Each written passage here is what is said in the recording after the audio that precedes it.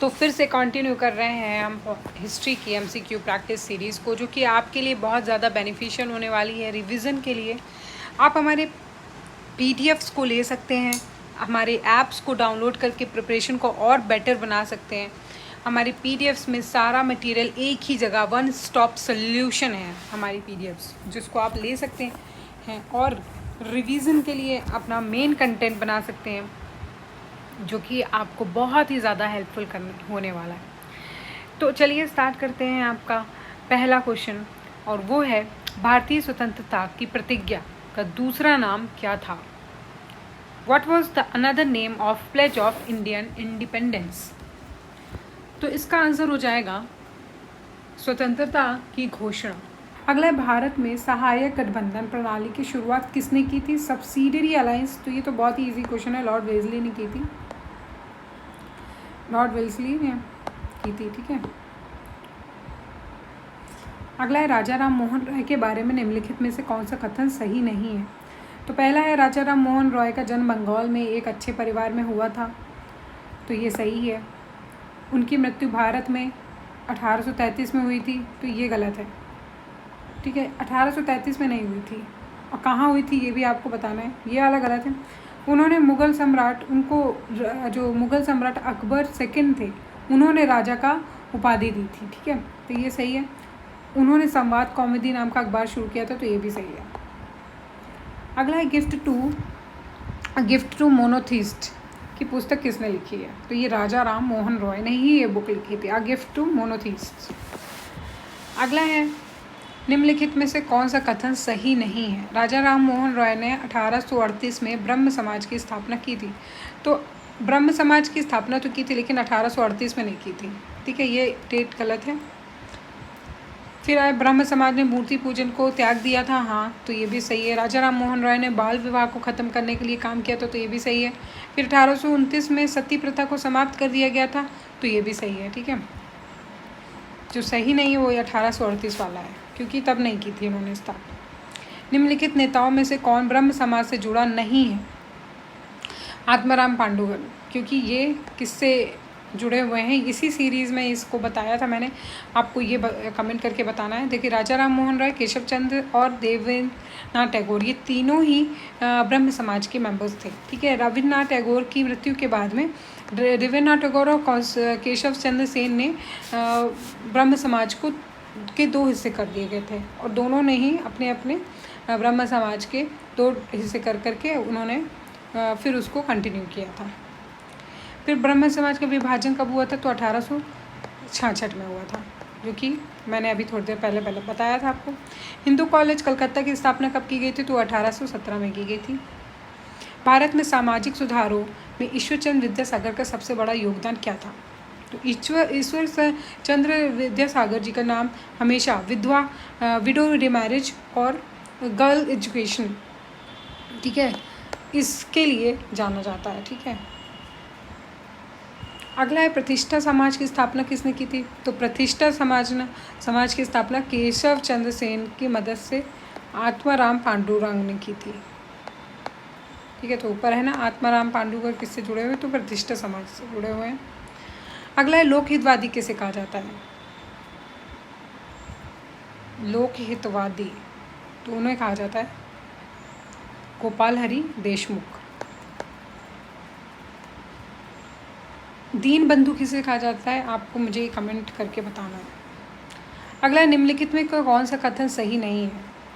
तो पहला है कि विवेकानंद ने 1893 में शिकागो यूएसए में अखिल विश्व धर्म सम्मेलन में भाग लिया था। तो ये सही बात है, ठीक है। और ये जो कॉन्फ्रेंस हुई थी, ये बहुत ही फेमस कॉन्फ्रेंस हुई थी 1893 में शिकागो में हुई थी, और विवेकानंद जी ने हिंदुज़म का वहाँ पर प्रतिनिधित्व किया था, उन्होंने रिप्रेजेंट किया था हिंदुज़म को, और इसी के वजह से ये बहुत ज़्यादा वहाँ पे फेमस हुए थे।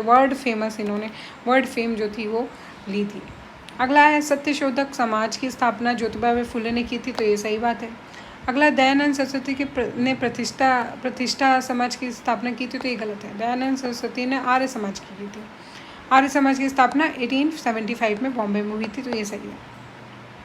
फिर प्रार्थना समाज के बारे में निम्नलिखित में से कौन सा कथन सही नहीं है। प्रार्थना समाज की स्थापना 1867 में बॉम्बे में हुई थी, तो ये सही है। और प्रार्थना समाज की स्थापना आत्माराम पांडुरंग केशव सेन की मदद से की गई थी, तो ये भी सही है। प्रतिष्ठा समाज और प्रार्थना समाज एक ही है। अगला, प्रार्थना समाज की स्थापना के पीछे मुख्य उद्देश्य लोगों को ईश्वर के में एक विश्वास रखना था, और ये समाज विधवा पुनर्विवाह के खिलाफ था, तो ये गलत है क्योंकि खिलाफ नहीं थे, ठीक है, ये सपोर्ट करते थे। अगला, सत्यशोधक समाज की स्थापना तो हमने ऊपर भी पढ़ा, ज्योतिबा फूले ने की थी। दयानंद सरस्वती का मूल नाम क्या था, तो वो मूल शंकर दयानंद सरस्वती जिन्होंने आर्य समाज इस्टेब्लिश किया था, उनका जो ओरिजिनल नेम था वो मूल शंकर था। फिर सत्यार्थ प्रकाश पुस्तक किसने लिखी थी, तो वो दयानंद सरस्वती जी ने लिखी थी, सत्यार्थ प्रकाश। निम्नलिखित में से कौन सा कथन सही नहीं है। पश्चिम भारत में सुधार आंदोलनों में एक उत्कृष्ट नेता कंदुकरी वीरसालिंगम थे, तो वो एक्चुअली वेस्टर्न इंडिया में नहीं थे, इस साउदर्न इंडिया में कहेंगे, ठीक है। वेद समाज की स्थापना 1864 में मद्रास में हुई थी, तो ये सही है। ब्रह्म समाज से प्रेरणा लेकर वेद समाज की स्थापना हुई थी, तो ये भी सही है। फिर वेद समाज ने एक रूढ़िवादी हिंदू धर्म के अंधविश्वासों और अनुष्ठानों की निंदा की और एक परम ईश्वर में विश्वास का प्रचार किया था, तो ये सही है, ठीक है। थर्ड वाला सिर्फ स्टेटमेंट यहाँ पे गलत हो जाता है। अगला, नारायण गुरु का जन्म कहाँ हुआ था, तो केरला में हुआ था। भारत में देवदासी प्रथा कहाँ प्रचलित थी, तो वो दक्षिण साउथ में ज़्यादा थी, ठीक है, देवदासी से। अगला, किसने सभी के लिए एक जाति, एक धर्म और एक ईश्वर की अवधारणा की थी, तो वो नारायण गुरु। One religion one God one cast, Narayan गुरु। श्री नारायण धर्म परिपालन योगम की स्थापना किसने की थी, श्री नारायण धर्म परिपालन योगम, तो वो नारायण गुरु ने ही की थी। अगला, निम्नलिखित में से किसे भारत में अंग्रेजी शिक्षा का मैग्ना कार्टा कहा जाता है, Magna carta of English education in India, तो वो वुड्स डिस्पैच। निम्नलिखित में से कौन सा अधिनियम वर्नाकुलर अधिनियम का संशोधन था, तो वर्नाकुलर प्रेस एक्ट जो आया था 1870 के आसपास कभी आया था, I am not sure about the exact year. उसके बाद में जो इंडिया प्रेस एक्ट आया था, तो वो उसका एक तरीके से अमेंडमेंट था, क्योंकि जो वर्नाकुलर एक्ट था वो बहुत ही स्ट्रिक्ट रूल्स के साथ में आया था, उसने बहुत सी पावर्स कर्टेल कर दी थी, ठीक है, इंडियन प्रेस की। उसके बाद में उसको अमेंड किया गया था, तो वो 1910 में किया गया था। फिर है, संस्कृत में निम्नलिखित में से किस काव्य में चंद्रगुप्त मौर्य की सत्ता तक पहुंचने और अदालती साजिशों का वर्णन किया है। Which among the following काव्य of Sanskrit deal with court intrigues and access to power of Chandragupta Maurya, तो इसका आंसर है मुद्रा राक्षस, मुद्रा राक्षस। हिंदू दर्शन के निम्नलिखित में से किस प्रणाली पर 9वीं शताब्दी ईस्वी में शंकराचार्य ने टीका लिखा था, कमेंट्री लिखी थी, ठीक है, तो इसका आंसर है उत्तर मीमांसा।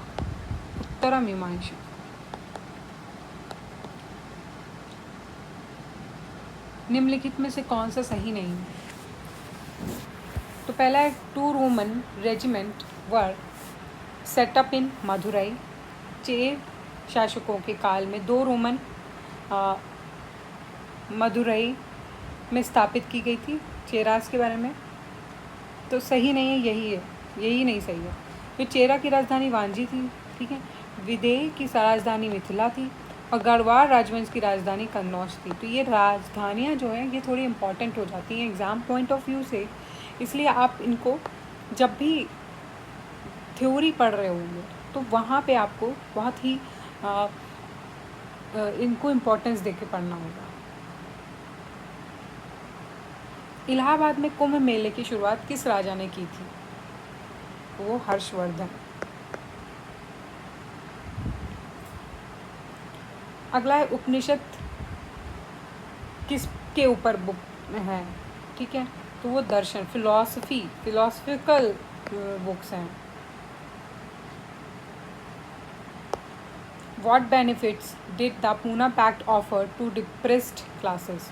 पिछड़े वर्ग को पूना पैक्ट की सीटों का क्या लाभ मिला? तो है कि केंद्रीय विधायिका में 18% सीटें और प्रांतीय विधायिका में 148 सीटें। तो ये पूना पैक्ट के बाद में कुछ सीट्स जो थी वो रिजर्व करी गई थी पिछड़े वर्ग के लिए। तो ये इसका आंसर हो जाएगा। अभी हमने थोड़ी देर पहले पूना पैक्ट पढ़ा भी था। शिशु हत्या पे पूरी तरह से प्रतिबंध लगा दिया गया था, किस एक्ट के थ्रू लगाया गया था? तो बंगाल रेगुलेशन एक्ट ऑफ 1795, ठीक है, तो इसका आंसर सी हो जाए। ऋग्वेद में भजनों की रचना कहाँ की गई है? Where were the hymns of Rigveda compose? तो उसका आंसर है पंजाब। तो हम थोड़े थोड़े रोज़ क्वेश्चन करते हैं, 10 से 15 क्वेश्चन करने की कोशिश करते हैं। अगर आप इस सीरीज़ को फॉलो करते रहेंगे तो आपके एंड ऑफ द मंथ तक काफ़ी क्वेश्चंस ऐसे हो जाएंगे जो कि आपको याद हो जाएंगे सिर्फ सीरीज़ को फॉलो करते करते। इसके अलावा अगर आप कोई पर्टिकुलर सब्जेक्ट को लेकर के कोई सीरीज़ चाहते हैं या फिर किसी टॉपिक को लेकर के उस पर वीडियो चाहते हैं तो उसके बारे में आप कमेंट डाउन कर सकते हैं। लेकिन हमने इसके पहले जो भी सीरीज़ चलाई हैं और अब हिस्ट्री कर रहे हैं, इसके बाद में हम फिर कोई एक न्यू सब्जेक्ट देखेंगे जहाँ पे हम उसके MCQ करेंगे। और अगर आप ये PDFs लेना चाहते हैं तो आप PDFs भी ले सकते हैं। PDFs का आप प्रिंट कर सकते हैं या फिर आप अपने टैब में या फिर लैपटॉप में PDFs को फ़ोन में देखते देखते आप इन वीडियोज़ को फॉलो कर सकते हैं, ताकि आपको एक ही जगह पे सारा मटेरियल मिले और आप प्रिपरेशन को और बेटर बनाते चले जाएं और लास्ट में आपको एक अच्छा सा सिलेक्शन मिल जाए।